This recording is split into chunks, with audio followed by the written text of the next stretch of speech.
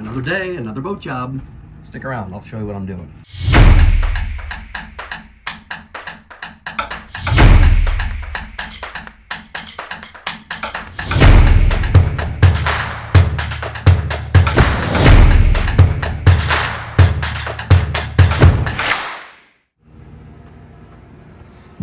So the electrical system on this boat has really kind of a neat feature. Power comes in from the pedestal at ideally 220 volts and makes its way to the transformer that's under the settee just aft of the table. So there's a transformer under there, and one of its jobs is it's going to pass through 220, and then it will also step it up 10%. So we're going to have 220 coming out and also 242 volts. That makes its way into this box here, and this device, which was bad, this is the new one that I ordered from Australia. This device, its job is to monitor the input voltage from shore, and if it drops below a threshold, then it switches the solid state relays so that the boat chooses the plus 10% side of the output of the transformer. So ordinarily you're getting 220 from shore, 220s going to the transformer, coming straight through to this boy here, and it loves that it has 220 and everything is hunky-dory. If voltage drops, and I'll explain these settings here in a second, but if voltage drops below a threshold, then it's going to trigger these solid state relays to switch over to the plus 10% side of the transformer, so that the boat always has 220 or close to it. And then when the voltage comes back, that plus 10 is going to be too high, and it'll switch it back over to the I'll call it the primary circuit of 220. So switch camera modes here so I can show you how this thing works. This here is basically your input range selector. So it's set at 300 volts, and the switch over here or dial is an under voltage or over voltage mode, and this is working on an under voltage mode. So when the voltage drops below a certain point, then it's going to trigger the event. This is where you actually specify what voltage you want as your bottom threshold or low voltage threshold. So this is a percentage scale, 0% to 100%. It's set at 70%, and 70% of 300 is 210. So when input voltage is under 210 volts, it's going to switch over to the plus 10% side of the transformer. This one here is, I guess, a time delay of how long does that voltage have to be low before it's actually activated. That dial moves quite a bit more to the left. This is where it was set on the other one. I'm guessing it looks like around a second or so. And then hysteresis, I wasn't entirely clear on, but what I was able to, I think, learn was this is kind of the buffer between when it's going to flip between high and low, so that now think of it like a home thermostat, I guess. If you set your home thermostat to do both heating and cooling based on the temperature, if you had a highly precise thermostat and you set both heat and cool at, say, 70 degrees, then it's going to bounce rapidly between 69.9999 and 70.00001. And it would just be going back and forth super fast. So this is a way that it won't, I guess, trigger rapidly, and that's actually what mine was doing in one of the failure events. So I had a couple as I was testing it, and it was just doing all kinds of weird things. So yeah, over here we have the two solid state relays. These two connections here were actually jumped. I have a jumper that'll go there, and I took this wire that's connected to the upper left terminal of that breaker. It was originally on the lower right of that, I call it a breaker relay. So yeah, basically what I'm going to do now is shut the power down first and foremost, and then rewire what I've kind of rigged here to bypass this whole system while I waited for this device to come in from Australia. And then this should just plug in, and if all goes well, it'll just work So the first thing I'm going to do is shut the power off coming into the boat. And of course I could do that at the pedestal on shore, but figure this, if you haven't seen it, I can show you this breaker. So power comes in to the boat there and immediately hits this breaker box. And all we're going to do is just shut that off, and that will have killed power to the boat. Okay, so see I've got no shore power, I'm inverting. Here's how this whole problem came to light. The AC shuts off. So apparently when you lose shore power, I guess it would be the Quattro is not instantaneous switching over to battery power. So this will kick off a low voltage alarm, which I should be able to find here. Yep, there we go. Voltage super low. And then the compressor never kicks on until you shut the power off to this and restart it, essentially. So yeah, this was happening every few minutes. I thought it was a problem with the air conditioner until I kind of realized that I had a power, because I kept seeing that voltage super low error, and then seeing that I was inverting when I should have been on shore power, because that's what happened when that unit went bad. It just couldn't decide between which solid state relay to use. It was bouncing back and forth between them, and the Quattro said enough of this and just switched over to inverting. So anyway, let's go back down here and say hi to Mojo. Mojo! And figure out what we've got going on here. Let me set the camera up. All right, the first thing I'm going to do is get this installed. It looks identical, but I guess it would make the most sense to just make sure that I don't have any problems with this going in. There we go.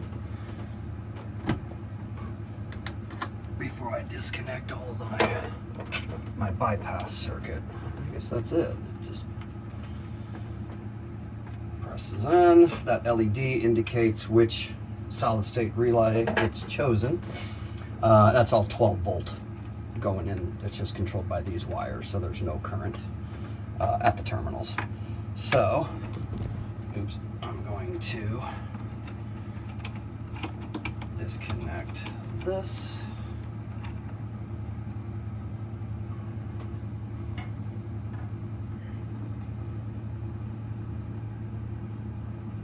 There we go.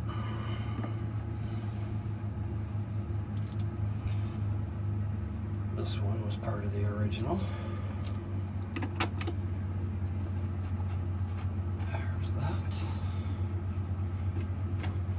And then I had this jumper here.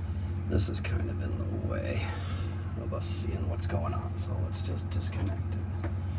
There's my right, there's my left. There we go. So, got that.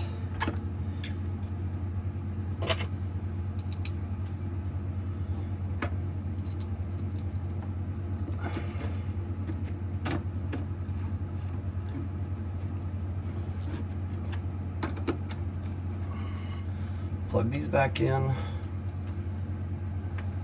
There's that and that. Okay, so now I'm going to go turn on that breaker in the port engine room and see, well, hopefully this thing comes alive and works as expected. Let's find out.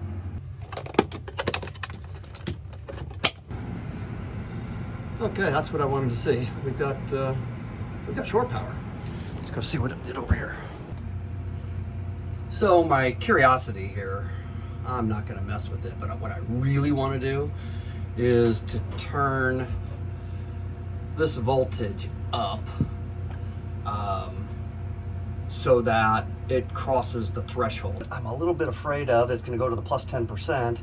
What kind of an over voltage situation is that gonna run into, and is it worth it? So I don't know, I kinda wanna do it. I wanna do it so bad. I want to trip it. I want to do it bad. Okay, we're gonna do it. Oh man, are we gonna do it? Let's turn this up and we're gonna go right back as soon as it trips. Come on, baby. I'm turning. should be looking for a higher voltage. It's not. Son of a gun, I don't know now. Now I'm upset. Voltage, voltage, voltage. I'm getting 220. It's set to trip at 210. So I would have to turn that up for an under voltage event. And I mean, 80% of 300 is 240. So it should trip before 80%.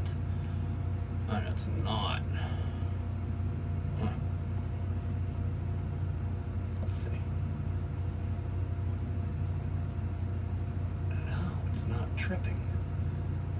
Gosh darn it. The fact that when I turn this up, it's not tripping is worrying me. And what makes sense to me is that, let me think about this. If I go higher, it should say I don't have 80% of 300. I don't have 240 volts. So I need the plus 10 side switch, but it's not happening.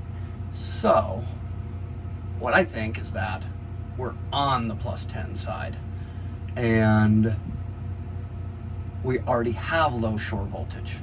So if I turn this the other way, it's not going to recognize that we have low shore voltage, and it's going to flip over to the standard 220 side. That's the 220 solid state relay. So let's turn this down. Yeah, and there it goes. Boom. So that makes sense. Ha. Turn it back there, and it goes back over to the plus 10. All right, so that's the plus 10. That's, you know what, that makes sense. That's why I had that wired there. Dummy. Okay. Anyway, we've proven that it works, and yeah, another boat job done. Just time to close up and go do something fun. Little bonus tip: these doors come off really easily.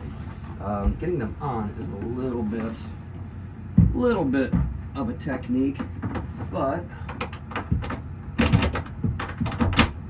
we go. I'll show how this is done here in just a second. So these latches, I didn't know this until it was really making me mad because it kept swinging closed on me. These latches right here, if you just reach around the back and pop with your finger, they come off. And yeah, I said something fun, didn't I? This is not something fun, but I need to do it. If you have this boat with the washer dryer that comes from the factory, the dryer is not vented, so it really just effectively permanently wrinkles clothes. So I never run the dry cycle. I just air dry the clothes, and I found that hanging them around the perimeter of the salon, especially with the air conditioning on, it dries pretty quick and they don't get permanently wrinkled. So this is what I'm doing for the rest of the next 20 minutes or so, then I'll go find something fun. Hope the little electrical project helped you out a little bit. And, well, I hope you don't have the problem, but if you do, have a place to start. And for me, it's just about learning more and more about the boat systems as I've, get more experience with the boat. It seems like I've found more things than I thought existed, and I'm sure there's still more to find. But that's part of the fun for me. It's part of the enjoyment. I'm not saying I love getting hot and sweaty doing boat work, but I do like learning new things, and I don't know, keeps things interesting. So anyway, back to my laundry. See you next time.